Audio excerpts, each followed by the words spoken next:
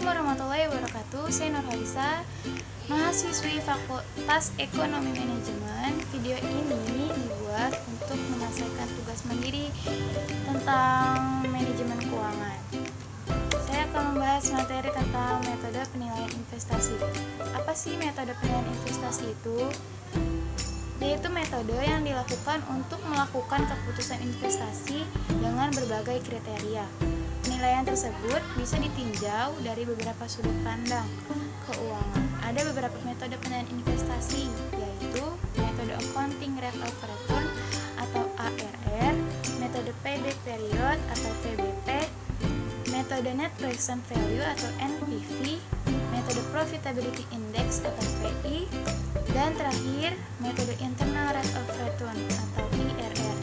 Di sini saya akan membahas dua metode penilaian investasi. Yang pertama yaitu metode Profitability Index atau PI.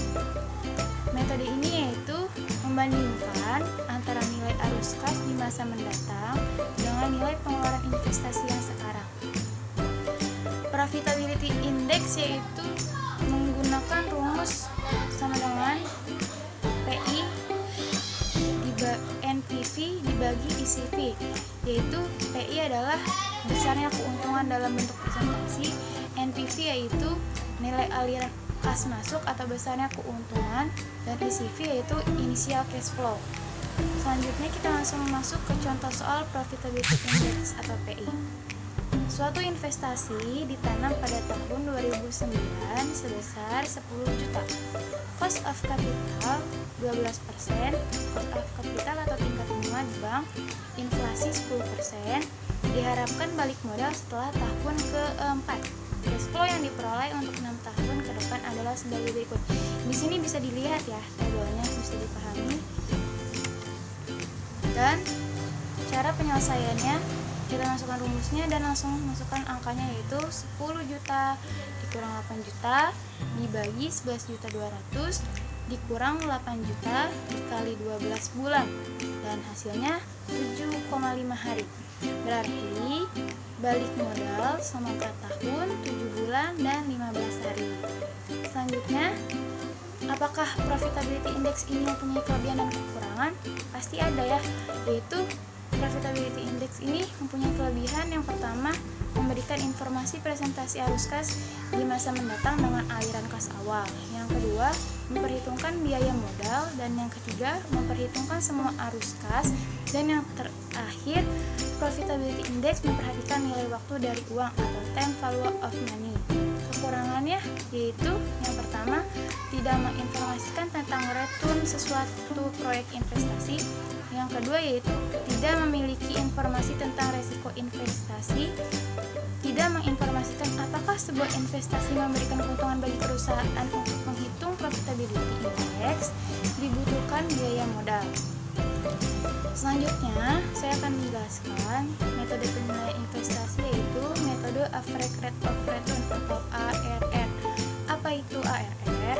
Yaitu metode yang menilai seberapa besar keuntungan dari sebuah investasi. Keuntungan yang dimaksud adalah laba bersih setelah pajak yang dibandingkan dengan nilai rata-rata dari investasi. Average Rate of Return atau ARR dapat dihitung dengan keuntungan neto tahunan dibagi nilai investasi awal sama dengan net income atau initial investment.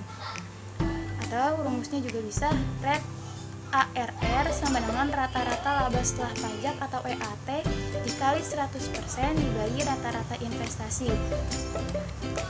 Langsung masuk ke contoh soal ARR, yaitu suatu proyek membutuhkan dana sebesar 290 juta. Umur ekonomisnya 3 tahun dengan nilai 40 juta. Laba setelah pajak atau EAT selama 3 tahun berturut-turut adalah tahun pertama 40 juta, tahun kedua 50 juta, dan tahun ketiga 30 juta. Dan tingkat keuntungan yang diharapkan sebesar 20%. Dari informasi tersebut diminta buatlah analisis investasi pada proyek tersebut dengan metode ARR. Kita jawab, yaitu perhitungannya ARR sama dengan 40 juta ditambah 50 juta ditambah 30 juta dibagi 3 kali 100% dibagi 290 juta ditambah 40 juta dibagi 2 sama dengan 40 juta dibagi 165 juta, yaitu hasilnya 0,24 atau 24%. Nominal-nominal tersebut sudah jelas ya dari mananya nih, dari atas. Dan tingkat keuntungan yang diharapkan yaitu 20%. Maka rencana proyek tersebut layak dilaksanakan. Kenapa? Karena keuntungan yang diharapkan mencapai atau sudah lebih. Average rate of return atau ARR di sini mempunyai kelebihan dan kekurangan. Kelebihannya yang pertama yaitu ARR menggunakan data-data akuntansi yang telah tersedia, tidak diperlukan tambahan perhitungan.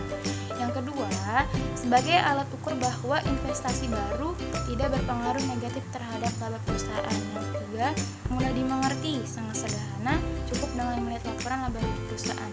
Kekurangannya apa? Kekurangannya yang pertama, mengabaikan nilai waktu dari uang atau time value of money. Pendekatan yang digunakan jangka pendek. Angka-angka yang digunakan saat ini bisa menyesatkan di waktu yang akan datang.